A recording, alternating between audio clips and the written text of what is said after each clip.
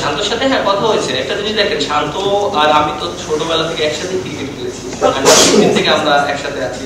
তা আমাদের কাছে যে জিনিসটা মনে হয় যে ক্যাপ্টেন ডাজন্ট ম্যাটার, আমাদের টিম হয়ে খেলাটা ইম্পর্টেন্ট। এবং ওর সাথে যখনই কথা হয়েছে আমরা দুজনে একই ডিসকাস করেছি যে আমরা বাংলাদেশটাকে কত দূর নিয়ে যেতে পারি, কারণ এর আগে সিনিয়র প্লেয়ার যারা ছিল তারা কিন্তু একটা স্টেজে নিয়ে এসেছে।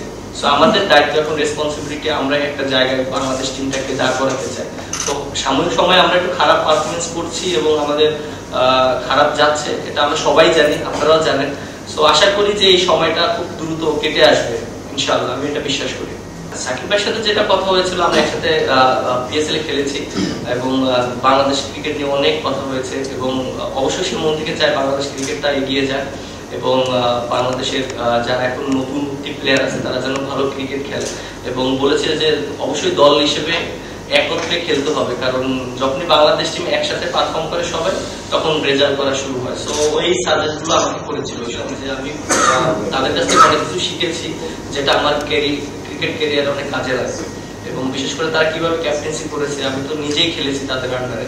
সো এই জিনিসগুলো আমার ভবিষ্যতে কাজে লাগবে এবং এইখানে আমি আশা করি ওডিআইতে যে ক্যাপ্টেন্সি করছে এখানে কাজে লাগবে। এবং তারা যেভাবে ডিসিশন নিত, স্ট্রংলি ডিসিশন নিত, সেই জিনিসগুলো ফলো করেছে যে কিভাবে নিত। অনেক সময় টাফ সিচুয়েশনে স্ট্রংলি ডিসিশন নিতে হয় নিজের। সো এই ডিসিশন গুলো খুবই ইম্পর্টেন্ট। অনেক সময় পরে আসবে আপনার, অনেক সময় পরে আসবে না। সো আপনি ওই ডিসিশনটা কিভাবে নিচ্ছেন, এইগুলো ইম্পর্টেন্ট।